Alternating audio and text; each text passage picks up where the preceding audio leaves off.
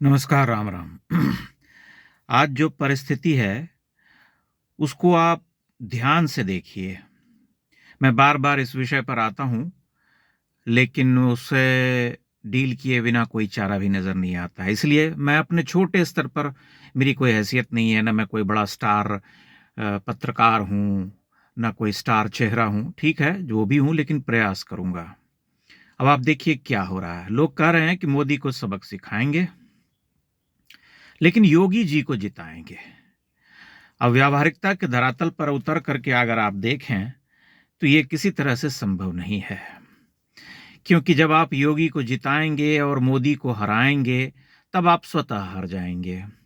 ये चुनाव में भी संभव नहीं है, अगर संभव है भी, तो चुनाव जीत जाने के बाद जब आप नरेंद्र मोदी को हरा देंगे केंद्र से, तो वहाँ पर किसी न किसी को तो बिठाना पड़ेगा और निश्चय ही योगी आदित्यनाथ तो वहाँ नहीं बैठ पाएँगे। अगर ये मोदी को हराएँगे तो बीजेपी को हराएँगे, बीजेपी को हराएँगे तो किसी और को जिताएँगे, किसी विपक्ष को जिताएँगे। जब कोई विपक्ष का नेता केंद्र में प्रधानमंत्री बनेगा, तब योगी आदित्यनाथ जी क्या कर पाएँगे, मुझे यह बताइए? क्या कुछ संभव होगा उनके लिए कर पाना? इस विषय पर मैं पहले भी बोल चुका हूँ। दूसरी बात ये कि उसी उत्तर प्रदेश में जो लोग ये कह रहे हैं कि योगी को जिताएँगे, मोदी को हराएँगे, उसी उत्तर प्रदेश में कुछ महान ब्रह्म तेज से भरे हुए लोग भी हैं, जिनकी लेखनियाँ मैं पढ़ता रहता हूँ। वे भी कहते हैं कि हम तो ब्रह्म तेज का प्रयोग करेंगे और इस व्यक्ति को, जिसे हमने सत्ता में बिठाया है, सत्ता पर बिठाया है, उसे हटा करके जो है, उसे सबक सिखाएँगे, क्योंकि उसने जो है एक कथित रूप से महान परमाचार्य और उनके चेले-चपाटियों, बटुकों का अपमान किया, शिखा खिंचवाई, ये किया, वो किया। ब्रह्म तेज से भरे हुए लोग हैं। हो सकता है शाप भी दे दें। लेकिन दूसरे भी लोग हैं, वे भी ब्रह्म तेज से भरे हुए हैं और वे कह रहे हैं कि छात्र शक्ति, केवल क्षत्रिय ही राजा हो सकता है, इसलिए किसी क्षत्रिय को ही देश का राजा होना चाहिए। वे यह भूल जाते हैं कि राजतंत्र तो है नहीं और सतयुग भी नहीं है, त्रेता भी नहीं है, द्वापर भी नहीं है, अब तो कलयुग है। कलयुग भी भीषणतम कलयुग चल रहा है। तो क्षात्र तेज से भरे हुए लोग कह रहे हैं कि क्षत्रिय सम्राट ही केवल न्याय कर सकता है, बाकी और लोग क्या करेंगे। कितनी विरोधाभासी बातें हैं, आप देखते चलिए। फिर एक गुट है जो ये कहता है कि संघ जो है वह मलाई खा रहा है, वह अपने उद्देश्य से भटक गया है, उसका कोई दायित्व तो नहीं है, वह बीजेपी की पिछलग्गू बन गई है। फिर कुछ लोग और भी हैं जो ये कहते हैं कि बीजेपी वाले जो हैं संघ को नहीं पूछते, उनको दो कौड़ी का समझते हैं। फिर ये कहते हैं कि बीजेपी जो है वो अब केवल पिछड़ों की पार्टी हो गई है।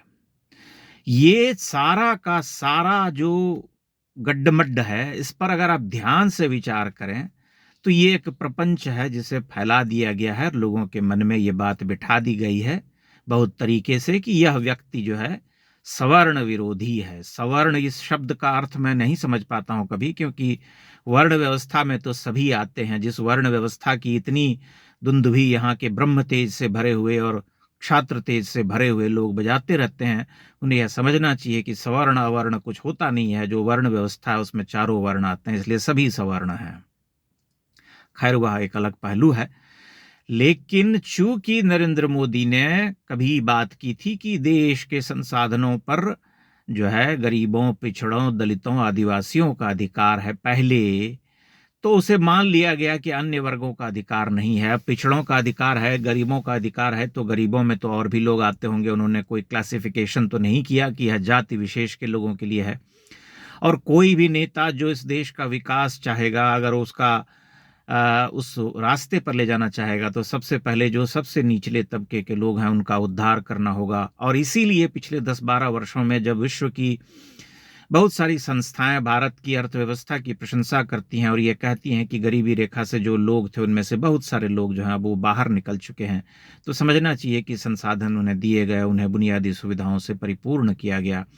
अब जब घर बना या बिजली पहुंची या गैस दिया गया, तो ऐसा तो नहीं है कि वह भेदभाव किया गया। जब अल्पसंख्यकों के साथ ही नहीं किया गया, तो हिंदुओं के साथ करने का कोई अर्थ नहीं है।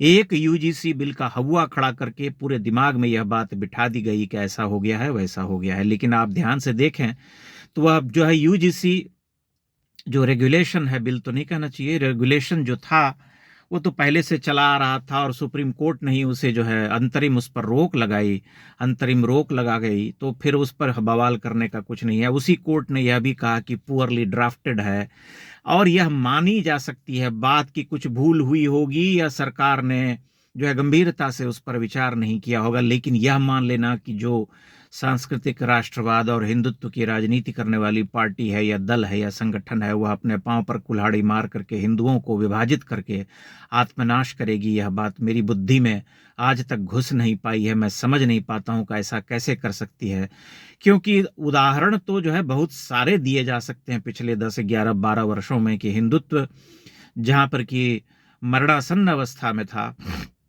वह जो है लहलहा उठा है, जीवित हो उठा है। उसको अगर कोई देखने से मना कर रहा है इस देश में, तब फिर उससे बात करना जो है व्यर्थ होगा। लोग अंबेडकर अंबेडकर करते रहते हैं कि अंबेडकर का नाम लेते हैं, बुद्ध का नाम लेते हैं, तो क्या भगवान राम का नाम नहीं लेते? लंबे लंबे भाषण जो अयोध्या से दिए नरेंद्र मोदी ने, वो भूल गए हम? जो मंदिर बनवाए वो भूल गए? जो जगह जगह परिक्रमा करते रहते हैं मंदिरों की जाकर के, उत्तर से दक्षिण, पूरब से पश्चिम जाकर के, उसे हम भूल जाते हैं? क्या यह देश बुद्ध का देश नहीं है? अगर बुद्ध का नाम ले लिया तो उसमें क्या गलत हो गया? अंबेडकर पर जो इतनी हम कुंठा निकालते रहते हैं, हमें ढंग से पढ़ना चाहिए। हो सकता है कि अंबेडकर के जीवन में बहुत सारी ऐसी बातें हों जिन्हें हमें सीखना चाहिए। अंबेडकर ने तो कहा था कि मैं कमरा बदल रहा हूं, घर नहीं बदल रहा हूं, और उन्होंने बहुत सकारात्मक बातें भी की हैं, संस्कृत का कभी विरोध नहीं किया। उन्होंने इस देश पर जो आक्रमणकारी आए और जितने मठ और मंदिरों को ध्वस्त किया, उनके बारे में सबसे सटीक और जो है एक जिसे हम कहते हैं कि सत्य का उल्लेख किया है। किसी कांग्रेस का नेता, इतिहासकार उस तरह से तो उल्लेख नहीं कर सका है। आप पढ़िए अंबेडकर जी क्या लिखते हैं उस पर। तो उनके जीवन में बहुत सारी ऐसी बातें हैं जिन्हें हम ले सकते हैं। जिन बातों को आपको नहीं लेना है उन्हें आप मत लीजिए, लेकिन थोड़ा समग्रता में तो देखना चाहिए। वही संघ जब यहाँ वहाँ कार्यक्रम करता है, आयोजन करता है, तो उनमें से पुस्तकों की दुकान लगाता है, वहाँ पर अगर पुस्तकों का स्टॉल लगाता है तो वहाँ पर अंबेडकर की भी जीवनी रखी होती है। अब अंबेडकर की जीवनी रखी होती है तो उस पर लेकर के इतना बवाल करने का क्या अर्थ है? अगर कोई बवाल कर रहा है या कोई समुदाय कर रहा है तो उसे समझ लेना चाहिए कि वो उसके भीतर सहिष्णुता या समरसता का कोई भाव नहीं है। बहुत सीधी सी बात है। वहां तो अनेकानेक महानुभावों की जीवनियां रखी होती हैं, उन सबको हम देखते हैं। जिसे जो पढ़ना होता है वह लेता है और चला जाता है। आपको लगता है कि नरेंद्र मोदी को हरा देंगे आप, तो आप अपना उद्देश्य पालेंगे। आपको यह प्रयास कर लेना चाहिए, आप करिए, आप देखिए उसके बाद आपका क्या होता है। आप नदी पार करने का सपना देख रहे हैं, आपको लगता है कि उस पार उतर जाएंगे और उसके बाद सब आनंद ही आनंद होगा उस तट पर। लेकिन जब उस पार उतरने को होंगे तभी आपको दिखाई पड़ेगा कि किनारे तो मगरमच्छों की पूरी टोली है जो आपको चबा डालने के लिए तैयार बैठी है। आप उसको नहीं देख पा रहे हैं। लेकिन एक भरा पूरा राजनीतिक जीवन, एक भरी पूरी विरासत को पूरी तरह से दरकिनार करके केवल इस दुराग्रह में कि नहीं, यह व्यक्ति जो है कथित रूप से उच्च जाति का विरोधी है, हम इस अपना नाश करेंगे और इसका नाश कर देंगे, यह तो आत्मघात की प्रवृत्ति है। इसीलिए मैं बार बार कहता हूं कि इतना विरोधाभास तो नहीं होना चाहिए कि योगी को जिताएंगे, मोदी को हराएंगे, योगी को अब दूसरे लोग कहते हैं कि योगी को हरा देंगे। अभी मुक्तेश्वरानंद का अपमान किया, तीसरे लोग कहते हैं कि नहीं नहीं, केवल क्षात्र तेज से भरा हुआ व्यक्ति ही देश का राज कर सकता है। इतना कॉम्प्लेक्स, इतनी जटिलताओं के साथ यह समाज कैसे आगे बढ़ेगा, मैं यह जानना चाहता हूं। लोग निजी टिक्का टिप्पणियां करने लगते हैं कि तुम फंडेड हो, ये हो वो हो। मेरे जैसा व्यक्ति जिसे 500, 700, 1000 व्यूज मिलते हैं और मुझे लंबा समय भी नहीं हुआ है, उसे फंड करने की क्या आवश्यकता है? जिन्हें हजारों हजार की संख्या में लोग देख रहे हैं, जो स्टार हैं, जिन्हें लाखों व्यूज मिलते हैं, उन्हें फंड करे तो लोगों को बात समझ में भी आएगी कि भाई इसकी बात बहुत अधिक लोग सुन रहे हैं। मैं न तो अठन्नी लेने का इच्छुक हूं, न मुझे कभी अठन्नी दी गई है, न कभी जीवन में स्वीकार करूंगा। वह और बात है कि आप निजी आक्षेप कर सकते हैं, लेकिन जो मैंने कहा उस पर ध्यान से आप विचार कीजिएगा कि ऐसी जटिलताओं और ऐसे विरोधाभासों के साथ आप कौन से वैतरणी पार करने वाले हैं। आप अपनी टिप्पणियां अवश्य कीजिएगा, परंतु इस पर विचार कीजिएगा कि यह कौन सा राजनीतिक समीकरण बनने वाला है। बहुत बहुत धन्यवाद।